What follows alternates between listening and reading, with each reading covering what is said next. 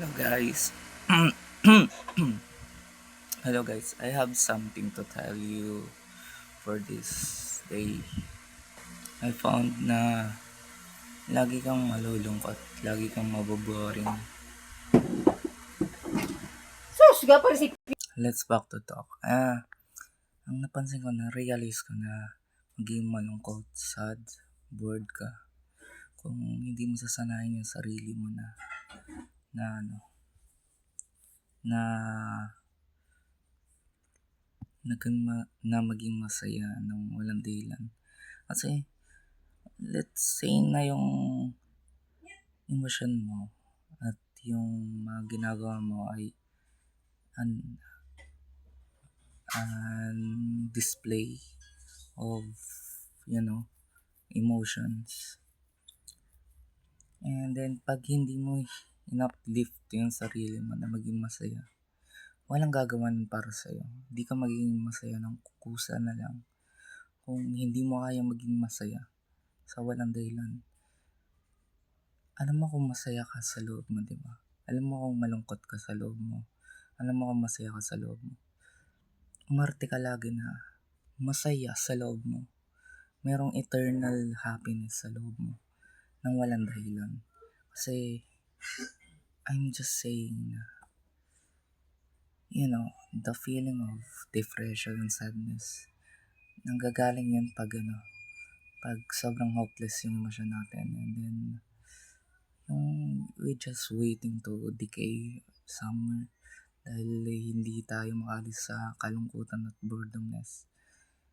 We just, getting cold and boring and depressed version of us. That's why I'm just saying, trying to be happy by yourself so you can uplift your mood, or you can train yourself to feel eternal joy inside of you, so you always feel positive anytime.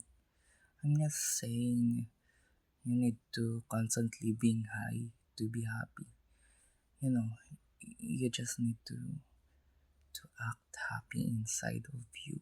And it's like, pag ngumiti ka and then masaya yung pakiramdam mo, yung emosyon mo masaya. Parang ganun yun. Dapat you have eternal happiness sa loob mo.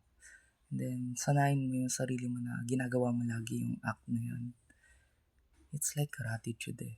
Pero, ang malaga dito, sanayin mo na consistent yung pagiging masaya mo nang walang dahilan. Kasi, pag mo, pag nawala yung happiness na yun, mapapalitan kasi ng emptiness at saka parang empty space. Parang feeling of, parang hollowness sa loob natin. And gusto ko kayong iiwas sa feeling na yun because it's a difficult, unsettling, and psychological distressing emotion. Yung hollowness sa ibang side ay sobrang distressing nun. So maraming salamat sa manonood. Yun lang gusto ko sabihin tungkol sa kakaroon ng eternal happiness sa loob natin. So yun lang. Hopefully nakatulong yung gusto ko sabihin at natuto kayo kung nabigyan ko kayo ng idea kung ano ba talaga yun. Actually, hindi lang to realization, but I really do to apply it on myself because it's really beneficial and it's really working. It's like of upgrading to stronger version of me. It's just like that. So building emotional confidence and emotional consistency. So yun lang para maging mentally and emotionally stable tayo. So maraming salamat sa manonood, like, comment at subscribe, at I'll back for next YouTube video soon. Bye!